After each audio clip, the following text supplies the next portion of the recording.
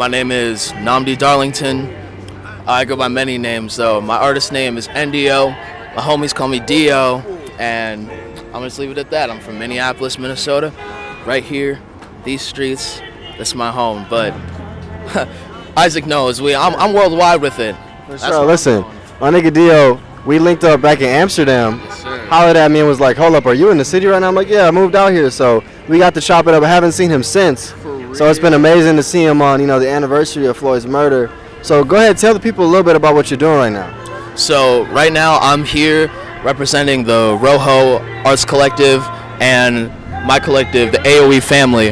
And right now the Rojo Collective is a group of visual black artists that are here to support each other and uplift and just empower each other so that we can reach higher and higher levels in the art world, because it's very hard getting noticed here in the Twin Cities, but there's so much talent and so much, as you can see, greatness that is just waiting to be tapped into, and so we're focused on elevating that. And AOE Family is a similar sort of deal, but we don't just deal with art. We have musicians, we have actors, filmmakers, construction workers, tattoo artists, we have it all. So it's about us, it's really about elevating Minneapolis and the Twin Cities, as a whole, just through all avenues, and just art.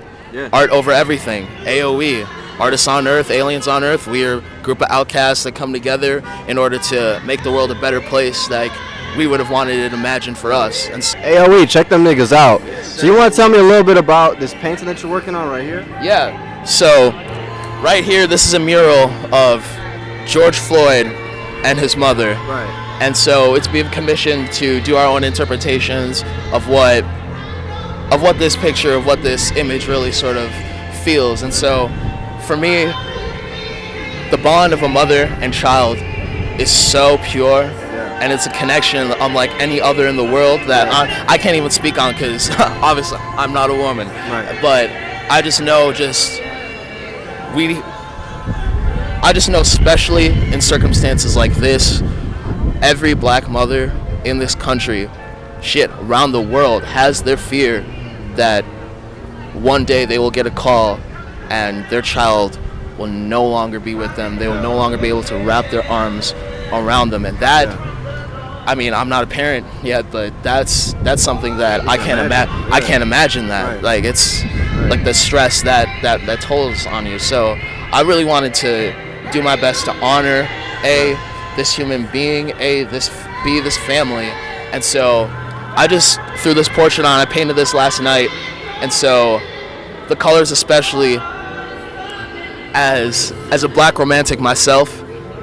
I really identify with the colors of purple. Yeah. And it just so happens that we're by the Viking Stadium, so I wanted to throw in the gold because, as black men, as black people of color, we have not been allowed to shine. We have not been allowed to reach to express ourselves the fullest. Be us. Be us, fully and completely. I wanted to ask you a little bit about, you said you've been, obviously real busy this last year doing all kinds of cool artwork. And first of all, I really appreciate you being out there doing that. But I wanted to know, how have you been taking care of your mental health through this last super turbulent year for black people in Minneapolis? Man, if I'm really about to get on the realest of real. Nigga, be real. That's all we want here. On the realest of real, this past year, I has absolutely put my mental health through the ringer and has shown sides and aspects of my psyche and how I deal with my life that I wasn't even aware. Earlier this month, I was straight up depressed. Yeah. On the realest of real, and it was so bizarre too, because I was really just so shocked, because I've never been like that before in my life, and in combination with this pandemic, with the isolation, and a whole bunch of other, me graduating school, having to figure that out, try to get out my way out of higher education, but also trying to put myself out there. There was a whole lot of pressures, whole lot of trauma. Not to talk about personal bullshit. It's real. I'm out here trying to find real, genuine love, and it's really hard to do that in general, but on top of a pandemic, it's tough. But fortunately, we've been working through that. I'm surrounded by so many amazing, caring, genuine, authentic people that really care about me and look after me and want the best for my being, my mind, body, soul, and spirit. And so that's why I keep on pushing. And I literally woke up one day, I was like just laying in my bed for hours, and I just I've been sort of avoiding it, like kind of playing in my head. I was like, oh, maybe I should go to therapy. Maybe I'm depressed. And I just like sat up, did a quick Google search. I was scanning through. I was like, yep, check. Depression. Yeah. And I kind of just like let it sit with me for a little bit of the day. And I was like, nah, this ain't me. This really ain't me. I need to do something like instantly. Yeah. And so would you say that your artwork is in some way therapeutic? Oh, absolutely. Absolutely. And the longer it is that I don't paint or I don't create or make music or do something creative, then I just feel out of sync with myself. Thank you so much for talking to us, my nigga. For real, I appreciate it. Absolutely. You stay up. My name is Kenda Zellner Smith, local Minneapolis, lived Southside my whole life, and I am saving the boards. I feel like the boards need to be told through our narrative, the black narrative. I didn't want them to be placed in institutions that were predominantly white. I didn't want them to be taken out of our community. They're tools of healing for our people, and they wouldn't exist without the murder of our people. So I'm just keeping it in our community. There we go. Now I kind of wanted to ask you a little bit. I know, you know what I'm saying, y'all been doing some dope work like this entire last year, and it's been like a super stressful year for black people in Minneapolis particularly. How have y'all, you know what I'm saying, been taking care of yourselves? It's been hard. I think a lot of the way I've been doing it is actually continuing to collect boards. I work a full corporate job, 9 to 5, and then I get off work and I pick up my dad's pickup truck and I go drive around in alleys and look for boards all night. And that's honestly probably the most healing thing that's happened to me this year. And then once this following has grown with this account, the way that I've taken breaks is to not be on it. So there's days that I'm like DM, and Instagram is not made to be easy or to be efficient. That's where I'm mostly on. So just taking breaks from Instagram, taking a break from social media has also been really instrumental in my healing this past year. Now, what would you say is like the biggest obstacle y'all have run into, like trying to save the boards, like in Minneapolis? The biggest obstacle would be locating artists. One thing that I've noticed a lot in collecting them is we don't have a majority of black artists, brown artists, and there's reasons for that. When this art was being created, black people weren't outside feeling rainbow and happy and painting these pictures that are all colorful and like cheery, because that's not what represented how we was feeling inside. It was go time. It was. And that's part of the reason I started collecting, was because I wanted to get the pieces that didn't represent just color and happiness and solidarity, because I wanted to reflect our pain in the moment. Well, the precinct was burning. I wanted those boards. And so the biggest thing has been locating artists and locating black artists that could actually give experience behind the message that they put on that board. We have, since the beginning, we found groups of people that have done it, Creatives After Curfew, there's been other groups, but that's probably, I'd say, the biggest obstacle. For listeners that don't know, nigga, these Minneapolis artists be impossible, so slippery, bro. For what? Like, just link me. Oh my God, it'd be so hard. So now, my last question for you, I know y'all here busy. I wanted to ask you kind of about like, your attitude towards like Minneapolis police departments. And the questions I usually ask community members are, have you ever called the police before? I have never called the police before. I feel like I've been in situations where it's come up, it's been the thing that's been engraved in me is to, like, you call the police, but I always hesitate because I know that calling them is a potential death sentence to somebody, and they don't de-escalate situations usually, and they are usually from out of our community, and so there's just no real reason. We've been hearing that all day, that like they just come and escalate the situation. So people are in situations where like someone should come, but they're like, I'm not trying to call a death squad. Exactly. No. So you where can the audience check your workout, and how can they support you? SaveTheBoards.org or Save the Boards Minneapolis on Instagram. Literally. But SaveTheBoards.org. That's where I'm mostly updating things. Instagram is where I'm mostly posting stuff. That's where you're gonna get real-time information, and then my website's usually updated later. Reach out to me, text me, call me, send me messages. If you see boards come down, feel free to DM me. I will hop in my truck and go pick them up. There we go. Hey, thank you so much. It really means everything. Bye-bye. So in this last, wild year for black people in Minneapolis or Minnesota, how have you guys been taking care of your mental health? For me, since it's been COVID, I've been trying to get out the house. I've been trying to work out, work hard, eat better than I've ever eaten before, because it's just like we already going through a dark time. So it's only getting darker, so I've been eating brighter. There we go. Just like she said, I've been really taking the time to take care of my mental health. I've been working on reading books, studying more, exercising more, just living more and doing the things that really make us happy as people, being outdoors, meeting new people. We just met each other, so just everything that it means to take care of yourself in this world is everything is time to focus on with COVID, including the weather. Hey, so one thing I wanted to ask you guys, in terms of like public safety, right, and like being a black person in Minnesota or Minneapolis,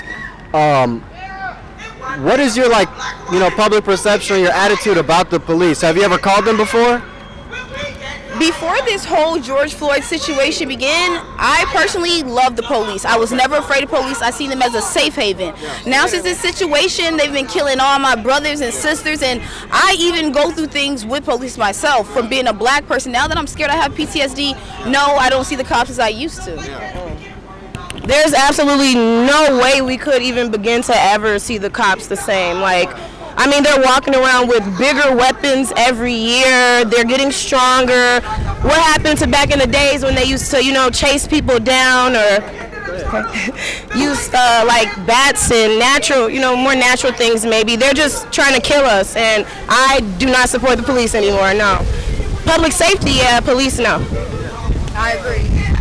Now, what does it mean to you guys to be here today on the anniversary of George Floyd's murder as community members? How does it feel? Even though I'm relieved that he's getting justice, it's still painful. It's still new. It's still raw. For me, it's just like I'm glad that we're able to come and celebrate, but is this why we're supposed to come out for a 1-year death anniversary? So it's a pro and a con for me, for sure. I definitely feel honored to be out here for Mr. Floyd. It's a blessing to be able to meet his family members, but as she mentioned, I would have rather met them a completely different way, to be honest. But thank you, Mr. Floyd. I'm sure the police are going to learn now, and everyone's taking a stand. This is really good to see, to be honest. It won't continue, so we just got to thank him for his life. Yeah. His life means something. All right, thank you guys so much. Honestly, it means everything. You guys have been great. Yeah, thank you guys, for real. What's good, everybody? My name is Salou Diallo. I'm a jewelry designer and also a conceptual artist, and love to do podcasts and zines, little things like that on the side. And just in the past couple of years, I've been trying to figure out how to, where I'm fit to do my to not get in the way and help out with the things that go on here locally to make an impact. So yeah. Bet. Now, we wanted to ask you, as a community member, as a black person, in Minnesota, Minneapolis in particular, how does it feel to be here on the anniversary, of George Floyd's murder with his family? It's really crazy because, I don't know, it's been a year. It's a year. I didn't even really get what was going on originally. It was a blur the first 2-3 days. Nobody slept. What? It was like nobody slept. It was, you slept and then you woke up, you saw the same things, and it got like worse and worse. So I think it's really great that the family has a little bit of relief this sunny ass day.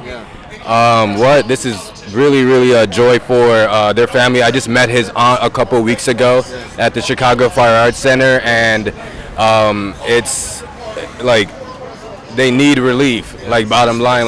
People keep wanting to talk to them about these things, and I think it's kind of now it's time to try to figure out other ways to be impactful and also get the family to live their lives. Now, I wanted to ask you a little bit about kind of your attitude, towards the police departments in our state. And a question I've been asking community members out here is, have you ever called the police before?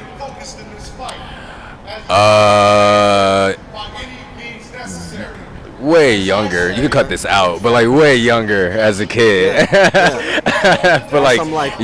protecting myself, from family type shit. Right, but but besides that, no. Nope. Why is that, do you think? What? Because when I called them, they came and arrested. They put me in handcuffs. There we go. That's what it was. Yeah. They put me in handcuffs, and I was like, but I'm the one getting hit. Right. Now, with all that going on, and obviously this last year has been wild for black people in Minneapolis, What is it that you've been doing to take care of yourself, like, and your mental health? So more recently, I've been able to, like, thankfully plug into a lot of community resources to assist me, and I've accepted that a lot.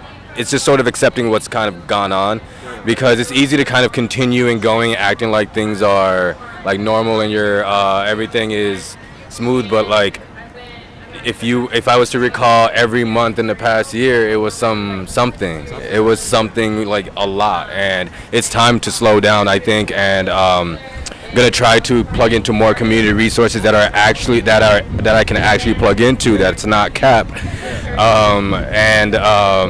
and like try to go to therapy. I started a year and a half ago, and then I wasn't able to continue because of life and whatnot, but just like therapy is a big thing that I think I want to plug into, and I think everybody should plug into and slow down and realize what I like to do, which is like I like to design, I like to work with people. That's simply it. I don't like there's a lot of things that has occurred that made me feel like I needed to be like this, do this to be impactful or to do things, and I need to just realize like my role, and then like it just slowed down, right? And I could end up like really slowing down because I got it was a whirlwind, and all of a sudden it's like whoa, like that's what I feel like right now. It's like whoa, that's all. So, hey, first of all, thank you so much, for speaking to us. It really means a lot. So, we're gonna get you together. 846S therapy sessions. We out here. Yes, hey, and definitely I want to plug at Chicago Fire Arts Center. We are KFAC at the Chicago Fire Arts Center at the George Floyd Memorial. We're accepting entries. There's a call for artists right now called In and Out. Go to the ChicagoFireArtsCenter.org actually, and it's about like finding yourself and where you don't feel belonged, and how do you use art to plug to kind of like reconnect yourself and just kind of find yourself. So yes, call for art. Everything's due by like early July. So yes, everybody plug in. Check this nigga out. Submit your stuff, and we out. Thank you.